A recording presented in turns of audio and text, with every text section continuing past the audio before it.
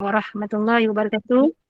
Dan wasalan yang berbahagia Al-Fadhil Ustaz Fazlur Rahimi bin Ma'ruf kerana sudi bersama-sama dengan Gemerul Iman dalam kuliah 2 hari ini dengan tafsir surah An-Nur, juga bersama-sama yang dikasihi para pencinta ilmu, sahabat-sahabat yang dirahmati oleh Allah Subhanahu Wa Taala yang telah sedia di Google Meet ya daripada subuh tadi. Alhamdulillah. Terima kasih kepada tim pengurusan Gemerul Iman yang dipimpin oleh pengerusi Hajar Rosniati binti Mansur. Jadi bagi memberkati kuliah kita pada pagi ini, marilah sama-sama kita membacakan umur kitab yang akan dipimpin oleh Al-Fadhil Ustaz. Jadi kita hadiahkan kepada baginda Rasulullah sallallahu alaihi wasallam, ahli keluarga baginda, para sahabat, para sadiqin, para syuhada, alim ulama, guru-guru kita, ahli keluarga kita serta muslimin dan muslimat sama ada yang masih hidup ataupun yang telah kembali ke rahmatullah. Isiril Fatihah. أعوذ بالله من الشيطان الرجيم بسم الله الرحمن الرحيم الحمد لله رب العالمين الرحمن الرحيم مالك يوم الدين إياك نعبد وإياك نستعين اهدنا الصراط المستقيم صراط الذين أنعمت عليهم غير المغضوب عليهم ولا الضالين آمين. Amin ya rabbal alamin. Semoga dengan istiqamahnya kita duduk dalam halaqah ilmu ini, Allah kurniakan kefahaman, Allah kurniakan keberkatan, Allah kurniakan kebaikan. Tanpa membuang masa lagi, saya dengan penuh ta'zim menyerahkan kepada Al-Fadhil Ustaz. Tafadhal mashkura. Bismillahirrahmanirrahim. Assalamualaikum warahmatullahi ta'ala wabarakatuh. Alhamdulillah. Alhamdulillahilladzi nazzala al-furqan ala 'abdihi liyakuna lil'alamin nadhira. Walladzi arsala rasulahu bil huda wa dinil haqq lidhhirahu 'ala ad-din kullihi walau karihal kafirun. Ashhadu an la ilaha illallah wahdahu la syarika lah wa ashhadu anna Muhammadan 'abduhu wa rasuluh. Allahumma salli wa sallim wa barik ala sayyidil mursalin wa ala alihi wa sahbihi ajma'in. Subhanaka la ilma lana illa ma 'allamtana innaka antal alimul hakim. Wa la hawla wa la quwwata illa billahil aliyyil azim. Rabbi shrah li sadri wa yassir li amri wahlul 'uqdatam min lisani yafqahu qawli, amma ba'd. Fa ya ibadallah ittaqullah usikum wa nafsi bitaqwallah faqad fazal muttaqun. Qala Allah Ta'ala fil kitabihil karim, a'udzu billahi minasyaitonir rajim, al-haqqu min rabbik fala takunanna minal mumtarin. Shadaqallahul azim. Wa qala Rasulullah sallallahu alaihi wasallam, ballighu anni walau ayah. Yang berbahagia Puan Moderator, yang berbahagia Pak Rosniati selaku Presiden Gemer Nur Iman dan seluruh para EJK-nya, dan seterusnya para muslimin dan muslimat yang mudah-mudahan dirahmati oleh Allah. Alhamdulillah, kita bersyukur pada Allah. Jadi insyaAllah pada pagi ini kita sambung pengajian kita. Bismillahirrahmanirrahim. Wallazina yarmunal wal muhsanati summa lam ya'tu bi arba'atil syuhada. Patu fajliduhum samani najaldah. Apa tu? Dan bermula segala mereka yang menuduh mereka itu akan perempuan yang masih yang muhsanat yang muhsanat dengan zina, kemudian tiada bawa datang mereka itu dengan 4 orang saksi.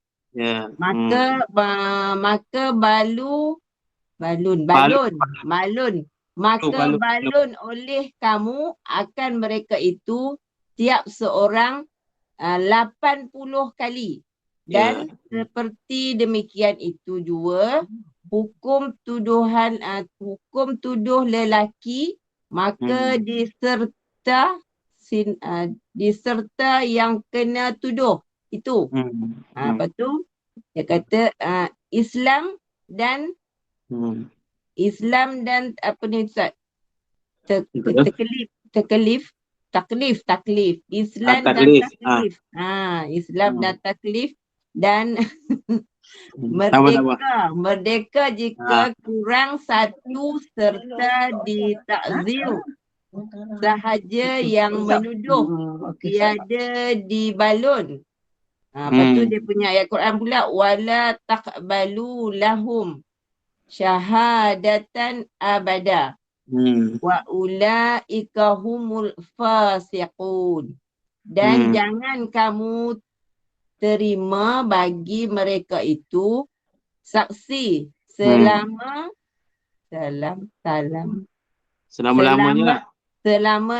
dan bermula mereka itu fasik sekalian dengan kerja dosa besar. Lepas tu dia punya ni illal ladzina tabu min ba'di zalika wa aslahu fa innallaha ghafurur rahim. Tu dia melainkan segala mereka yang taubat kemudian daripada yang demikian itu, maka apa ni Ustaz? Ustaz nampak tak Ustaz? Hausanya.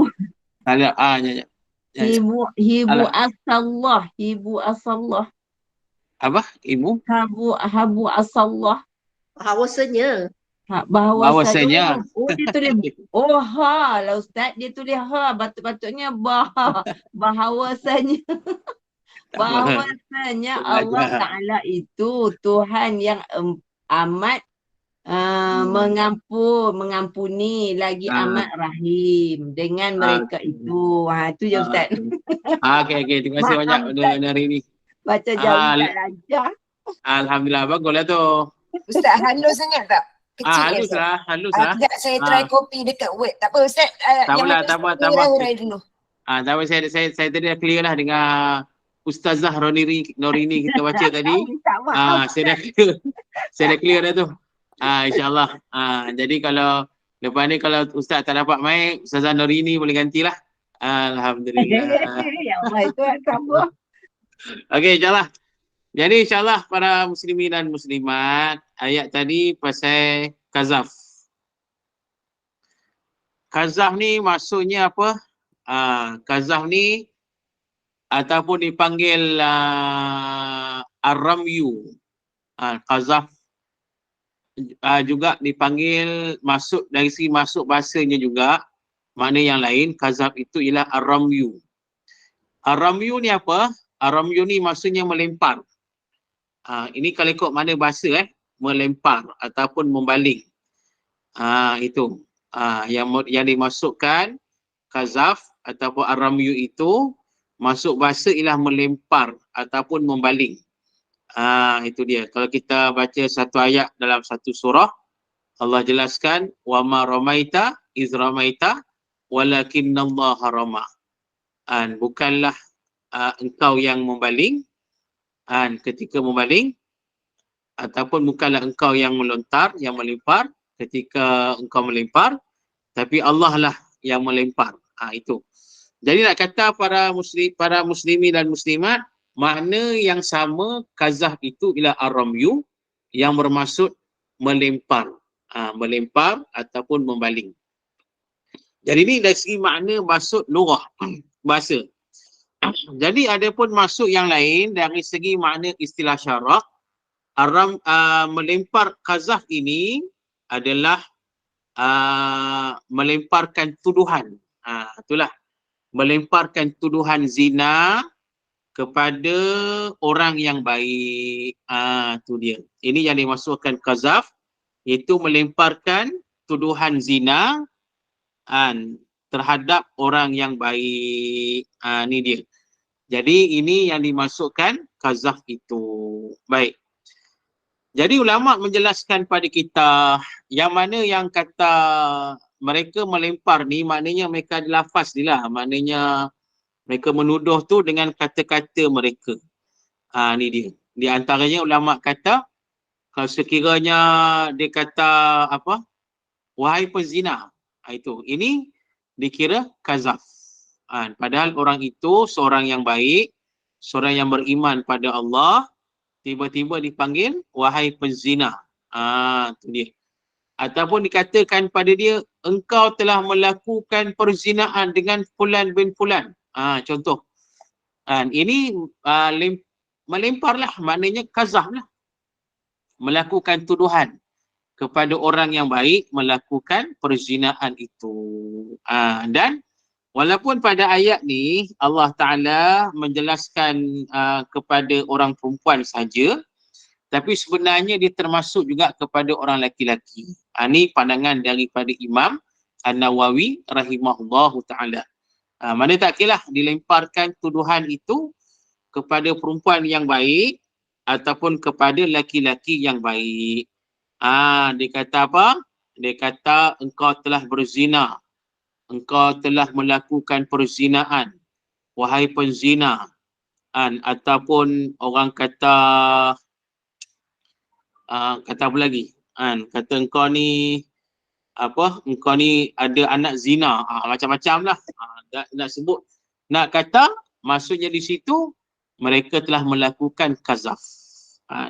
Bila kata kazaf, para muslimin dan muslimat, ia merupakan satu dosa yang besar. Kerana itulah bila kita baca pada ayat tadi, ayat yang keempat kan? Ayat yang keempat, silap saya. Kalau tengok dalam ayat keempat, pada ayat yang keempat ni Allah menjelaskan mereka yang melakukan perbuatan kazaf itu, Allah kata pada mereka 3 perkara. Yang pertama sekali kata Allah iaitu fajalidu samanina jaldah. Sekiranya mereka melemparkan tuduhan zina pada seseorang yang baik dan mereka tidak boleh membawa 4 orang saksi, maka yang pertama sekali mereka kena rotan sebanyak 80 kali. Itu yang kata balun tu dalam kitab tu. Kena balun sebanyak 80 kali. Sebanyak 80 kali lah. Fajaliduhum samanina. Sebanyak 80 kali. Okey, itu yang pertama. Yang keduanya, apa yang Allah sebut pada ayat ni, Allah kata yang kedua, mereka ini wala taqabalu lahum syahadatan abada. Yang bermaksud dan tidak diterima kesaksian mereka untuk selama-lamanya. Mana mereka tak layak dah jadi saksi. Tak boleh jadi saksi dah. Kata Allah selama-lamanya. Kecuali kata ulama sekiranya dia bertaubat kepada Allah Subhanahu Wa Taala. Ini yang kedua. Dan yang ketiga Allah jelaskan pada ayat ini wa ulaika humul fasiqun. Dan mereka ini kata Allah termasuk golongan yang fasik. Golongan yang fasik ialah golongan manusia yang melakukan dosa yang besar. Baik. Jadi kan itulah para muslimin dan muslimat yang dirahmati oleh Allah Ta'ala. Qazaf ini menuduh orang yang berzina ini termasuk di antara salah satu daripada 7 perkara yang membinasakan. 7 perkara yang membinasakan. Ini berdasarkan hadis Nabi SAW, satu hadis yang sahih, riwayat Imam Al-Bukhari, Imam Abu Dawud, Imam An-Nasa'i. Inilah hadis yang sahih. Itu sabda Nabi SAW, ijtanibus sab'al mubiqat. Qalu ya Rasulullah wa ma hunna? Qala asyirku billah wa sihru wa qatlun nafsi allati harramallah illa bil haqq wa aklur riba wa aklul malil yatim wa tawalli yawmaz zahfi wa qadful muhsanat al mu'minat al ghafilat. Itu dia. Jadi para muslimin dan muslimat yang dirahmati oleh Allah Ta'ala, dalam hadis ini Rasulullah kata, ijtanibus sab'al mubiqat. Jauhkanlah kamu daripada 7 perkara yang membinasakan, yang merosakkan kita. Nabi pesan ni, Nabi pesan pada kita, jauhkan kita daripada 7 perkara yang akan menghancurkan kita, yang akan membinasakan kita. Iaitu yang pertama sekali kata Nabi SAW, itulah asyirku billah. Syirik kepada Allah. Ini jelas lah. Syirik kepada Allah Ta'ala merupakan dosa yang paling besar, yang menghancurkan, yang membinasakan kita. Yang kedua kata Nabi SAW, as-sihru, sihir. Mengamalkan sihir, perbuatan dosa yang sangat besar, yang menghancurkan, yang membinasakan. Yang ketiga kata Nabi SAW, wa qatlun nafsi allati harramallah illa bil haqq. Itu membunuh orang, membunuh manusia. Membunuh orang, membunuh manusia dengan tanpa hak yang sebenarnya. Tanpa alasan yang benar. Ini yang ketiga. Yang keempat kata Nabi SAW, wa aklur riba, makan riba. Ini jelaslah. Makan riba ni termasuk dosa yang besar, amalan yang merosakkan, yang membinasakan kita.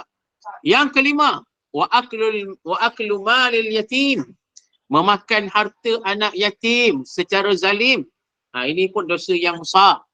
Yang keenam, wa tawalli yaumaz zahfi, yang bermaksud iaitu mereka yang berpaling daripada medan perang. Maknanya mereka lari daripada medan perang. Mereka lari daripada medan perang. Mana medan perang ni berjihad fi sabilillah. Duk lawan musuh Islam ni, duk perang ni, tiba-tiba pakat lari. Macam cerita perang Uhud dululah. Perang Uhud ni ada orang munafik yang meninggalkan medan peperangan, maka mereka ni dah melakukan dosa yang besar yang membinasakan mereka. Dan yang ketujuh kata Nabi SAW, wa qadhful muhsanatil mu'minatil ghafilat. Kata Nabi SAW, melemparkan tuduhan zina. Melemparkan tuduhan zina kepada wanita-wanita yang beriman, yang lalai. Itulah para muslimin dan muslimat yang dirahmati oleh Allah Ta'ala. Maka Nabi kata inilah yang ketujuh. Maknanya qazaf itu termasuk salah satu daripada 7 perkara yang menghancurkan, yang membinasakan. Kerana itulah pada ayat ni kata Allah, orang yang qazaf termasuk di kalangan orang yang fasik itu. Baik. Jadi para muslimin dan muslimat yang dirahmati oleh Allah Ta'ala.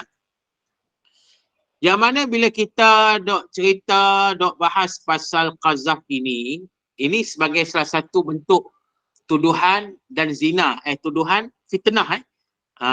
Jadi maknanya berdasarkan ayat ni, Allah nak kata ancaman besar kepada orang yang suka memfitnah orang. Lebih lagi memfitnah orang sampai menjatuhkan maruah orang. Benda ni bukan benda kecil, benda besar. Macam saya sebut di awal tadi, cukup sekadar kata engkau ni berzina, engkau ni pelacur, engkau ni peliwat, engkau ini macam-macam.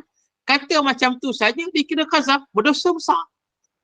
Ini, bayangkan para muslimin dan muslimat jadi rahmati oleh Allah. Pada hari ni, di akhir zaman ni, zaman hari ni dengan media sosial, dengan gadget macam-macam ni, dengan senang-senang orang buat kerja macam tu. Dok cerita fitnah ni, dok cerita fitnah, dok sebar dalam medsos kata orang ni dah melakukan perzinaan. Nak jatuhkan maruah orang ni, tuduh orang ni buat berzina. Orang ni buat kejahatan, orang ni buat maksiat sekian-sekian. Tu dia. Padahal benda tu sekadar rekaan saja. Kemudian disebarkan, diviralkan. Jadi padahal benda tu bukan benda kecil. Benda dosa besar. Dosa besar yang membinasakan, kata Nabi SAW. Tapi pada hari ni, Masya Allah, muslimin dan muslimat, kira manusia hari ni nak kata dahsyat. Inilah kata pengaruh daripada media sosial itu. Tu dia. Bila disalahgunakan, jadilah macam itu. Dan mungkinlah juga para muslimin dan muslimat, rasa-rasanya lah orang dok kata juga, orang kata apa? Orang kata kadang-kadang media sosial ni ada orang yang ditugaskan untuk mencipta persepsi. Dalam media sosial ni. Ada orang ditugaskan untuk mewujudkan kontroversi. Ada orang ditugaskan untuk mencetuskan fitnah dan huru-hara. Ada orang macam tu yang kerjanya macam tu. Yang mungkin dibayar upah, dibayar gaji, dibayar sebagainya. Tu dia mungkin. Benda tu tak mustahil. Muslimin dan muslimat. Lebih lagi di kalangan orang yang munafik. Sebab Allah kata sifat orang munafik macam tu. Orang munafik ni dia akan kacau orang beriman. Dia buat macam tu. Dia akan timbulkan fitnah terhadap orang beriman, dia timbulkan isu supaya orang ramai benci pada orang beriman, macam-macam. Dia akan cetuskan benda macam tu. Jadi mungkin pada hari ni banyak-banyak ni yang tak mustahil ni para muslimin dan muslimat ialah orang yang diupah untuk buat kerja macam tu. Dia buat sikit je, dia cetuskan, kemudian disebarkan sikit pada orang. Orang ni lah yang terpengaruh ni pun pakat viral juga. Tu dia, ni bahaya. Jadi kita sebagai orang Islam yang beriman pada Allah, bila mendapat satu-satu berita yang macam itu, jangan cepat percaya. Sebaiknya kalaulah sekiranya cerita tu melibatkan orang yang beriman, kita kenal orang ni beriman, kita kenal orang ni baik, kan? Pasal apa difitnah macam tu, kita dapat berita macam tu, terus kita tolak saja. Tolak. Tak payahlah kita nak percaya, tak payahlah kita nak tengok lagi, tak payah. Dan lebih penting jangan di-viral dah, cukup. Ingat sabda Nabi SAW, al-fitnatu na'imah, la'anallah man aikadhaha. Rasulullah dah kata dah. Barang yang Nabi kata fitnah itu, fitnah ni asalnya tidur. Maka Allah melaknat barang siapa yang membangunkan, yang menjagakan, yang membangunkan fitnah tersebut. Itu dia. Jadi kalau kita mendapat fitnah tu, kita viralkan, maksudnya kita membangunkan fitnah tu. Bila kita membangunkan fitnah, Nabi kata kita dilaknat oleh Allah Subhanahu wa taala. Na'udzubillah. Jadi kena ingat situlah muslimin dan muslimat jadi rahmati oleh Allah. Tu kita ni cukup seronok kan. Orang kata kadang-kadang tu duk tunggu berita-berita yang sensasi kan. Kalau ada cerita orang baik jadi jahat, dikatakan jahat, ni cukup seronok ni. Selama nampak baik je rupanya jahat, lepas tu sebar habis-habis. Tu bahaya. Muslimin dan muslimat, kita dah jatuhkan maruah dia. Waktu yang sama kita memfitnah dia. Besarnya dosa. Masya Allah. Na'udzubillah. Jadi pasal itu kita mengaji surah An-Nur ni faham dah. Benda macam ni bukan benda kecil. Ni benda besar sampai Allah kata termasuk orang yang fasik. Bahkan tak layak dijadi saksi. Bahkan Nabi sebut dalam hadis sahih tadi, ini termasuk perkara yang akan membinasakan, yang akan menghancurkan kita. Tu dia. Maka tinggal-tinggallah kita, hati-hatilah kita, muslimin dan muslimat yang dirahmati oleh Allah. Baik.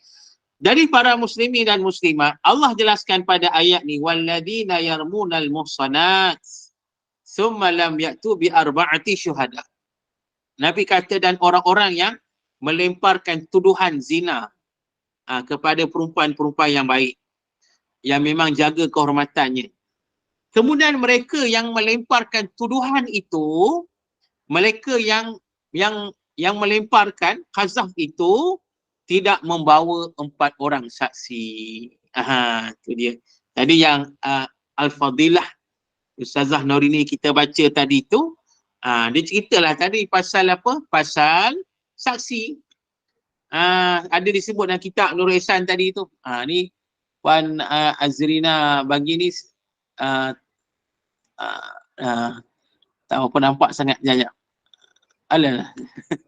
Alamak. Habis Zoom dah ni Ustaz. Ya. Saya pun alah. Tajuk hazab ni lah yang Tak. Ustaz tekan skrin tu, lepas tu Ustaz dragkan bagi dia besar. Ustaz pin kan dia tu. Ustaz pin. Tekan dekat skrin tu, Tekan pin tu dia besar lah Ustaz. Tekan pin. Pin apa? Pin yang ni. Yang gambar pin tu. dekat gambar yang saya share tu, Ustaz pilih tengah-tengah dia. Ada tulis Ada pin tu, gambar Ustaz macam klik dekat pin tu. apa? Paku tu. Macam Ada paku tu.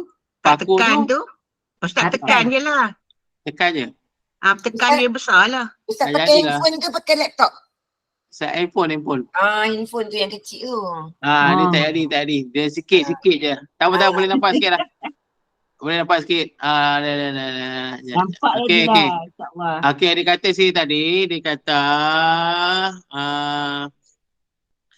kata sini dengan 4 orang saksi balun oleh kamu. Okey, dia kata sini Dia kata dan maka disyarat yang kena tuduh itu Islam dan taklif dan merdeka. Jika orang kurang satu syarat ditakzir sahaja, yang menuduh tiada dibalun. Balun.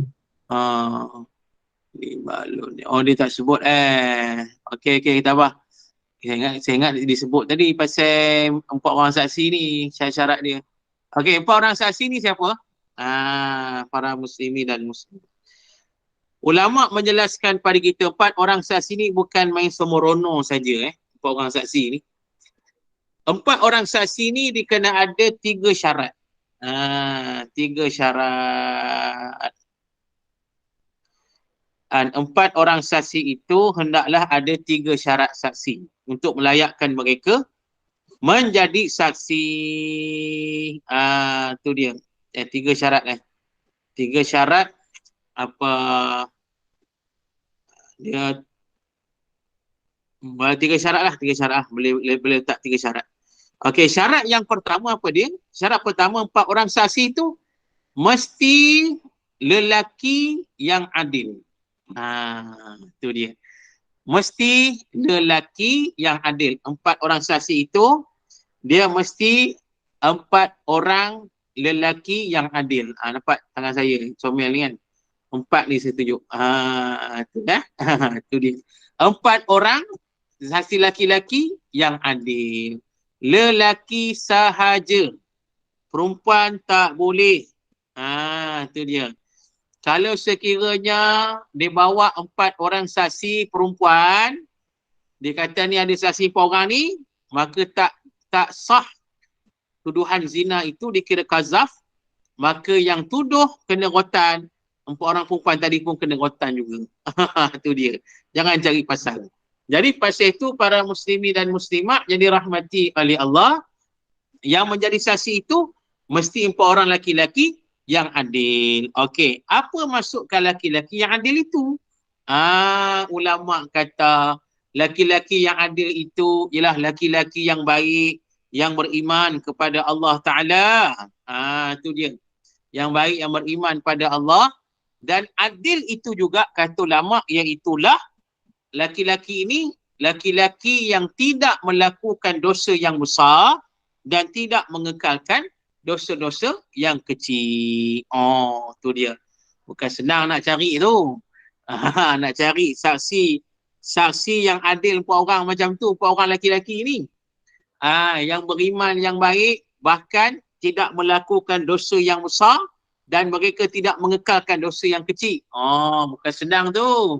Muslimi dan muslimat yang dirahmati oleh Allah Ta'ala. Ni dia. Spesies yang makin pupus. Betul ke? Tu. Tapi nak kata muslimi dan muslimat, tapi nak kata sebab itu di zaman Nabi SAW tak pernah berlaku. Tak pernah kata 4 orang saksi yang adil ni ada. Mana tidak ada 4 orang saksi yang nampak betul perzinaan tu. Sebab bila kata saksi, dia tengok sungguh tau zina tu. Bukan biasa-biasa. Bukan sekadar nampak gitu, tak. Dia kena tengok sungguh-sungguh. Nampak sungguh perzinaan itu. Tu. Minta maaf saya sebut Kalau kita mengaji, ulama' tunggu kitab kata apa? Nampak kemasukan itu. Minta maaf saya sebut. Nampak kemasukan itu daripada awal sampai habis. Macam tu. Dan ulama' kata 4 orang laki-laki yang baik, yang beriman, yang adil, yang tak buat dosa besar, mereka memang tak ada kerja nak tengok benda tu. Mereka ni orang baik kan. Sebab itu di zaman Nabi tidak ada kes macam tu. Yang ada macam mana? Orang yang berzina, dia mengaku. Sungguh, ingat balik tak? Muslimi dan muslimat. Kita ingat yang kita dok dengar, yang kita cerita pasal Ma'iz bin Malik, pasal Al-Ghamidiyah yang mengaku berzina, datang jumpa Nabi. Yang tu ada. Tapi nak kata bawa 4 orang ni pergi tengok zina, itu tak ada zaman Nabi. Pasal apa? Nak kata benda tu memang susah nak berlaku. Nak cari 4 orang saksi tu susah. Tu nak kata muslimi dan muslimah. Ini kata Islam. Hukum Islam bukan hukum semata-mata, bukan.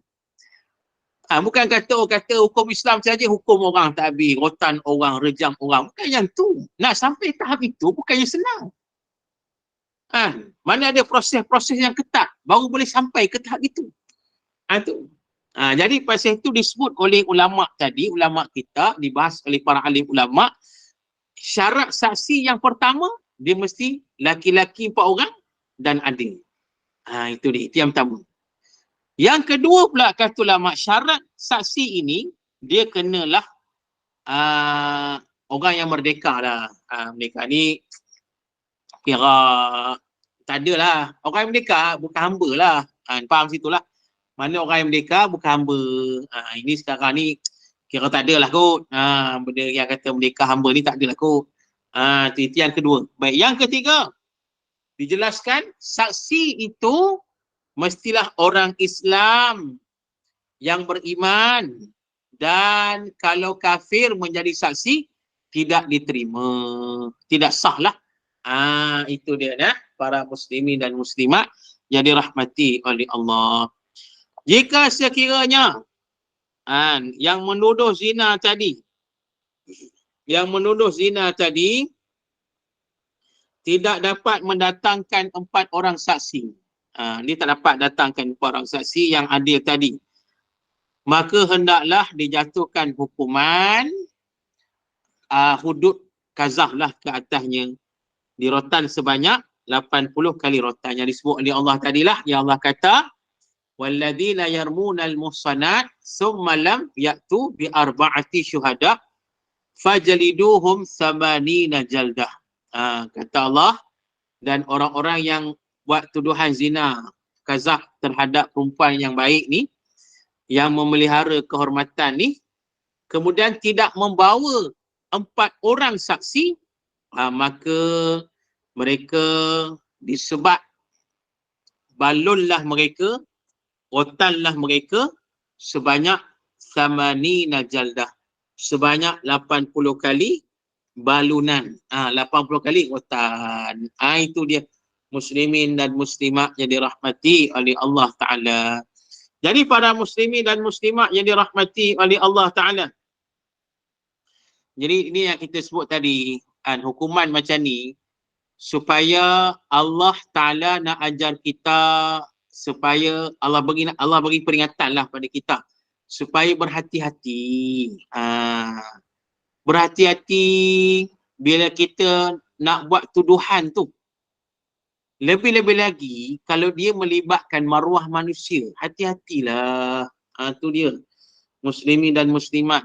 Sebab tu kita sebut tadi, dapat saja berita yang melibatkan fitnah-fitnah ni, sebelum nak percaya, nak sebar tu, hati-hati dulu, fikir.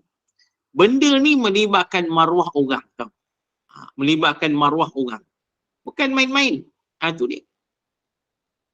Jadi Allah datangkan hukum macam ni. Pasal apa? Nak pelihara masyarakat kita daripada jatuh kepada lembah kehinaan. Tu dia. Dan nak, orang kata, nak memelihara masyarakat kita ni daripada perangai yang suka menuduh-nuduh orang, suka memfitnah-fitnah orang, melibatkan perkara yang memalukan, perkara yang menjejaskan kehormatan dan sebagainya. Itu dia, maksud dia. Ni Allah sebut pada ayat ni. Tu dia. Kalau kita baca nanti dalam surah An-Nur ni, muslimin dan muslimat, surah An-Nur pada ayat yang ke-19. Kita akan jumpa nanti ayat yang ke-19. Allah Ta'ala berfirman, a'udzubillahi minasyaitonirrajim, innal ladzina yuhibbuna an tashi'al fahishatu fil ladzina amanu lahum azabun alim fid dunya wal akhirah wallahu ya'lamu wa antum la ta'lamun. Yang bermaksud, sesungguhnya orang-orang yang suka terhebah tuduhan-tuduhan yang buruk dalam kalangan orang-orang yang beriman, mereka akan beroleh azab seksa yang tidak terperi sakitnya di dunia dan akhirat. Dan ingatlah Allah mengetahui segala perkara, sedang kamu tidak mengetahui yang demikian. Surah An-Nur ayat yang ke-19. Tengok pada ayat ni, para muslimin dan muslimat, yang merupakan ayat dan surah An-Nur juga. Allah jelaskan pada ayat ni, orang yang suka Orang yang suka tuduhan-tuduhan zina, buruk, tuduhan-tuduhan buruk, tuduhan-tuduhan tak baik di kalangan orang yang beriman, mereka yang suka ni kata Allah akan mendapat azab sesaan yang tidak terperi sakitnya di dunia dan akhirat, kata Allah. Azab tu mari, kata Allah, pada orang yang suka duk tuduh orang baik-baik ni, duk suka fitnah orang baik-baik ni, azab yang ni kata Allah datang bukan akhiratnya, di dunia lagi akan kena azab. Jadi masukkan azab dunia itu apa ni? Bala lah daripada Allah Ta'ala. Itu berat tu. Muslimin dan Ustaz, maknanya para muslimin muslimat, kalau benda ni dibiarkan. Maknanya kalau benda ni dibiarkan berterusan, yang kata apa? Yang kata medsos ni dok cerita fitnah sana sini, dibiarkan macam tu, lama-lama tak mustahil dia datanglah bala daripada Allah. Ni sebab Allah beri amaran pada ayat ni. Ni muslimin dan muslimat, Allah beri amaran pada ayat ni. Suka sangat ni dok cerita buruk orang baik, dok cerita buruk orang beriman, suka sangat. Jadi Allah kata akan mari azab dari dunia dan di atas dunia dan di akhirat, kata Allah. Mana dunia situ ialah bala daripada Allah. Makna nak jelaskan pada kita, tak mustahil kalau perkara ni terus dibiarkan, makin tersebar fitnah, makin senang-senang orang fitnah orang, jatuhkan marah orang, lama-lama tak mustahil akan datang bala daripada Allah Subhanahu wa Ta'ala. Itu dia. Muslimin dan muslimat yang dirahmati oleh Allah. Sebab itu, apa orang kata, minta maaf lah, kadang-kadang ni benda macam ni, peranan apa tau, peranan pemerintah tu juga. Pada pemerintah yang ada kementerian komunikasi sebagainya. Jadi mereka berperanan untuk menyekat ni, benda-benda macam ni, benda-benda fitnah, benda-benda yang kata menjatuhkan maruah orang ni. Kena ada sebagai satu sekatan lah, sekatan tu kena ada. Ada unsur fitnah, ada unsur orang kata menjatuhkan maruah orang, tu kena sekat lah benda tu. Tu sebab sekarang hari ni, sebab minta maaf lah kita sebut keadaan hari ni sekarang ni, yang ada hari ni lebih kepada sibuk berpolitik sekarang ni. Itu masalah. Bila cerita politik, maka dijatuhkan, di macam-macam lah. Tu. Tapi soal lain tu, soal fitnah orang, menjatuhkan maruah orang, duk sebar benda yang tak elok pada orang sebagainya. Jadi macam ni tidak diambil sangat, tidak difokus sangat. Tu dia. Jadi maknanya kena buat sesuatu lah kan. Sebab kita bimbang berdasarkan ayat ni, kata Allah, takut-takut datang azab Allah di dunia lagi, bala daripada Allah. Betul lah. Macam hari ni duk fitnah para alim ulama, duk sebar cerita tak betul pasal para alim ulama. Nak menjatuhkan maruah, credibility para alim ulama tu sekarang. Ni bahaya ni, zaman hari ni dahsyat. Jadi muslimin dan muslimat nak kata, sebab ulama kata, bila kita baca kitab-kitab tafsir ni, bila ulama dah hurai pasal apa Allah buat hukum macam ni, sebab ulama kata pasal Allah nak beritahu pada kita, orang yang buat kerja qazaf ini ialah orang yang jahat.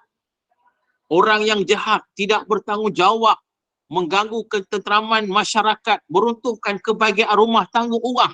Tu. Sungguh.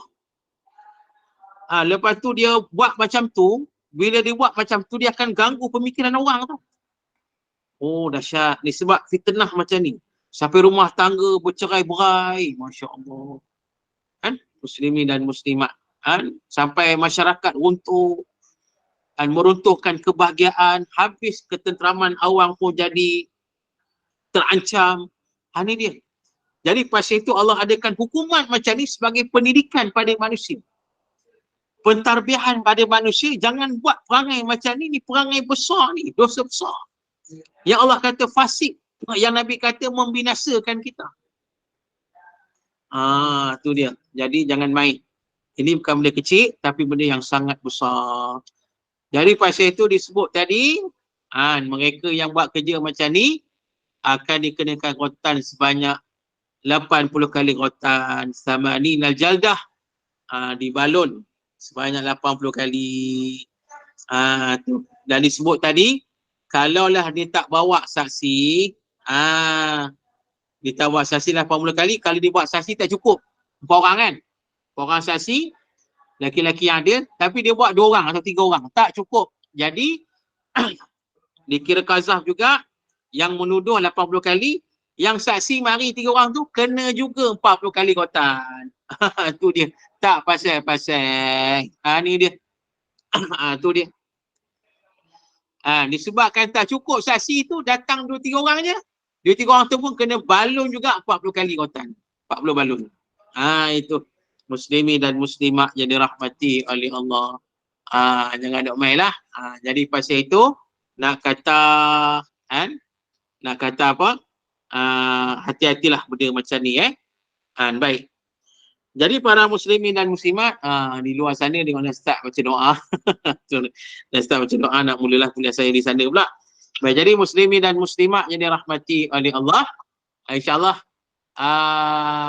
kuliah kita minggu depan ni kita akan baca sikit lagi tentang qazaf ni, dan kemudiannya kita akan masuk nanti qazaf isteri tu. Kan ada qazaf dan kitab tu, lepas bawah tu ada qazaf isteri. Jadi apa maksud kata qazaf isteri ni, apa dia pula? Jadi insya-Allah kita akan baca, kita akan huraikan bab ini pada kuliah kita minggu depan lah, insya-Allah. Tak ada masalah lah, insya-Allah. Baik. Dah. InsyaAllah. Jadi kita tutup dulu. Jadi insya-Allah saya tak ada masalah kalau tadi macam ustaz tadi terlajak sikit, tak apa. Bila ustaz pertama terlajak, saya dapat ilmu sekali. Dengar sekali tadi al-fadhil ustaz mengajar. Saya tak kenal ustaz tu, tapi bila dengar ustaz tu tadi, alhamdulillah, bagus ilmu dia disampaikan pada kita. Kita ada sikit lah ilmu dapat tadi, alhamdulillah. Jadi tak ada masalah, terlajak pun tak apa kan. Terlajak sampai 8.30 pun tak apa, okey je, insya-Allah. Tapi kalau kita setengah jam je lah. InsyaAllah. Okey, jadi insya-Allah. Apa Ustaz tutup lah Ustaz. Okey, saya terus tutup Ya, Okey, dengan teruskan. dengan tasbih kafarah dan suratul asr. Subhanakallah wa bihamdika. Bismillahirrahmanirrahim. A'udzu billahi minasyaitonir rajim. Bismillahirrahmanirrahim. Alhamdulillahirabbil alamin. Wassalatu wassalamu ala asyrafil anbiya'i wal mursalin wa ala alihi wa sahbihi ajma'in. Radina billahi rabba wa bil islami dina wa bi Muhammadin nabiyya wa rasula. Allahumma aghnina bil ilmi wa zayyinna bil hilmi wa akrimna bit taqwa wa jammilna bil afiyah. Allahumma inna na'udzubika min zawali ni'matik wa tahawuli afiyatik wa fujaati niqmatik wa jami'i sakhatik. Allahumma inna na'udzubika minal barasi wal junun wal judam wa min sayyi'il asqam. Allahumma inna na'udzubika min jahdil bala wa darki syaqa wa su'il qada wa syamatatil a'da. Allahumma inna nas'aluka ilman nafi'a wa rizqan tayyiba wa amalan mutaqabbala. Alhamdulillah rabbil alamin. Siru ala barakatillah. Assalamualaikum warahmatullahi taala wabarakatuh. Terima kasih Ustaz. Nanti kita ikut kelas Ustaz tau. Okey. Saya keluar sekejap, nanti saya masuk boleh Saya left sekejap, nanti